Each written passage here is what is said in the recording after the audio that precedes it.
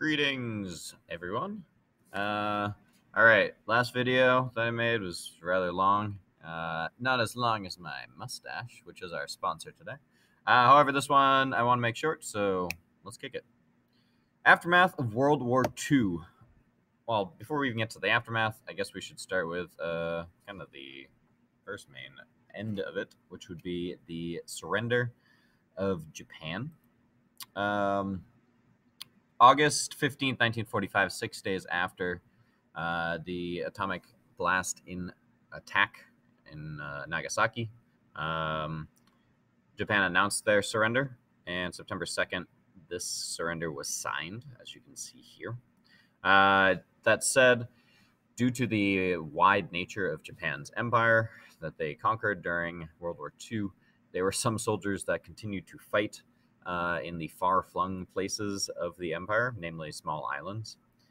There was one soldier that didn't emerge from hiding until 1974. So looking at a solid 19 years of hiding, which dedication I respect.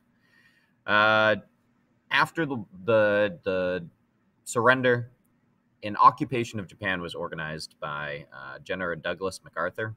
He ordered that no Japanese were to be hurt. All food that the Japanese had would be used solely for the Japanese, so American soldiers were not using it. And the purpose was namely to occupy and eliminate war potential, as well as make it a democracy. And the American forces remained there as occupying forces until 1952.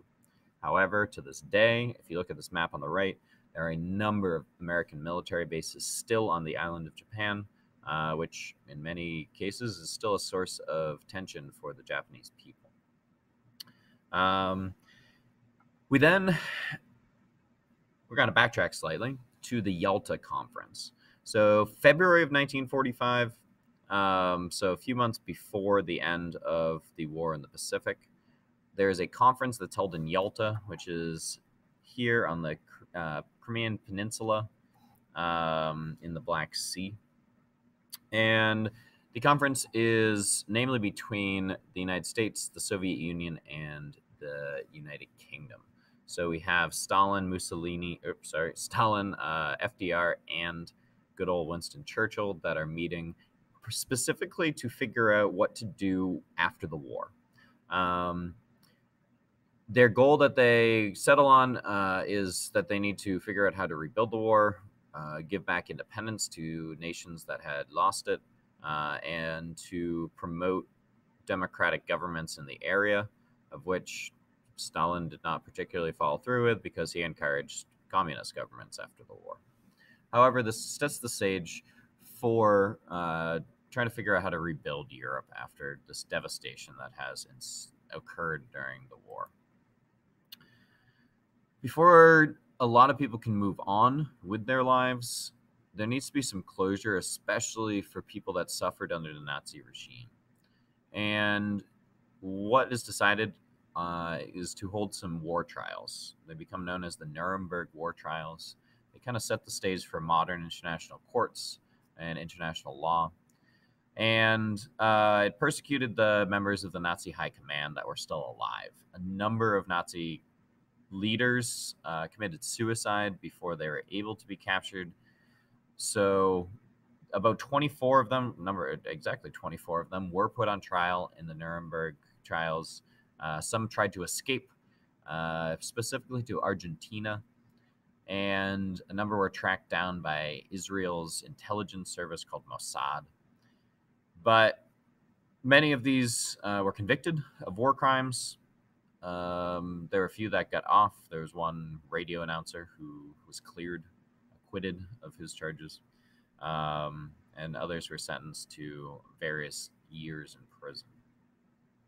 So the purpose was to really continue looking at the horrific crimes that were committed during the war. And throughout the next 30, 40 years, even today, you start still seeing people that were involved in especially concentration camps as guards that are still being arrested to this day. They're very old at this point, but especially the Israeli government is still looking to continue persecutions of people that aided in, especially the events of the Holocaust. With so much horror that the world had seen, the creation of the United Nations becomes of great importance. The world sees that really there needs to be a place where discussions can be had to figure out how to resolve conflicts without going to war. So the United Nations has two major points. There's the General Assembly, which you see a photograph of on the left, which is where every nation in the world, if they so desire, has a seat in this General Assembly. On the right, you have the Security Council, which has the major powers of the veto powers of the world as they were established, of the United States, the United Kingdom, France, China, and Russia. And these are the permanent members of the Security Council that are always there. Also, if you notice, the victors of World War II, and then the other countries rotate through. So the purpose of this, it's established, it's the phrase is coined by Franklin Delano Roosevelt in 1942, but it's not established until 1945 when 50 nations meet in San Francisco for a conference and decide to create this international body. It's still around today. It does peacekeeping, it does aid work, it mediates conflicts, and one of the first things the United Nations does is creates the state of Israel.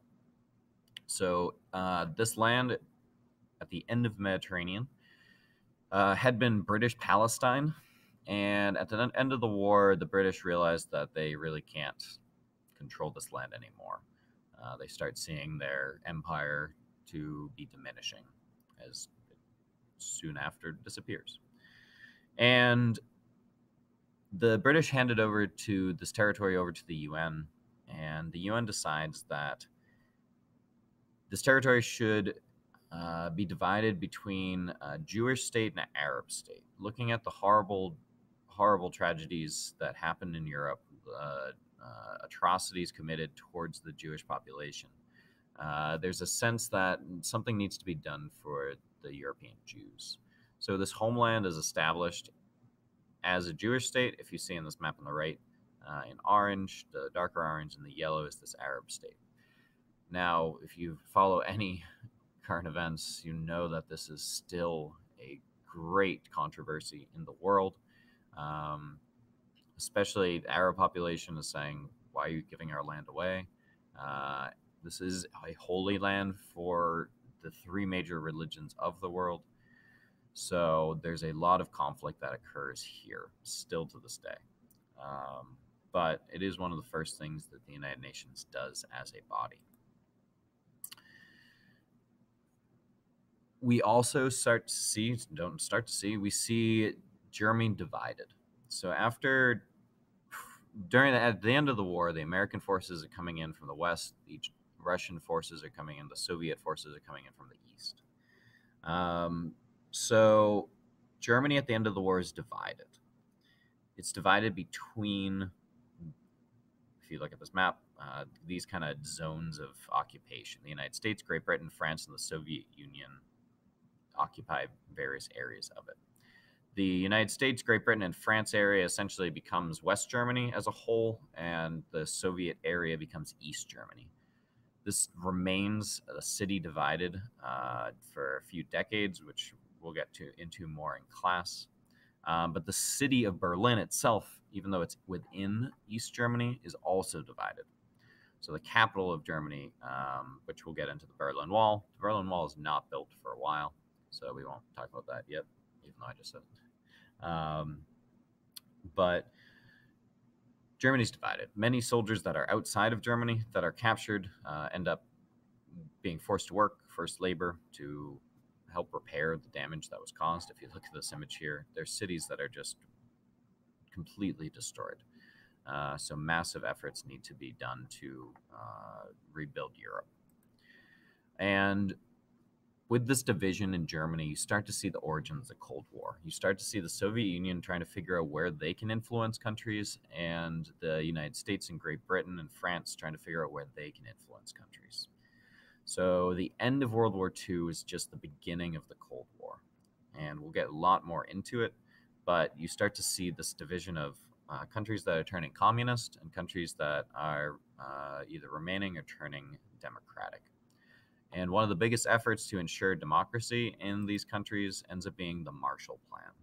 So the Marshall Plan is economic aid that's meant to rebuild Europe, but also to promote democracy. So the United States thinks that if they are economically involved in countries, that these countries will be more likely to turn away from communism. So if you look at the map on the left, you can see these are just how much money was given to each country. So the United Kingdom was given the most, France second most, and Germany the third most, or I guess that's West Germany. In total, the United States gave, in today's money, $110 billion. And while the direct aid ended up not really being the biggest determining factor of these countries, Europe becomes a wildly successful economic entity. It's actually a lot of the policies that are established of free trade and trying to figure out the structures of the economies versus the money itself. Money itself certainly helped, but it was only a fraction of the money that ended up going into these countries or coming out. And with all this money that the U.S. is giving, you're saying, why is the U.S. getting hurt themselves? But in fact, U.S. economic growth is massive at this time. If you look here, Great Depression hits. This is the GDP on the left of how much money the U.S. is producing, drops dramatically. But by the time this is World War II, look at the growth of the economy. So this is really when the United States becomes this major economic power of the world. All right, that's it.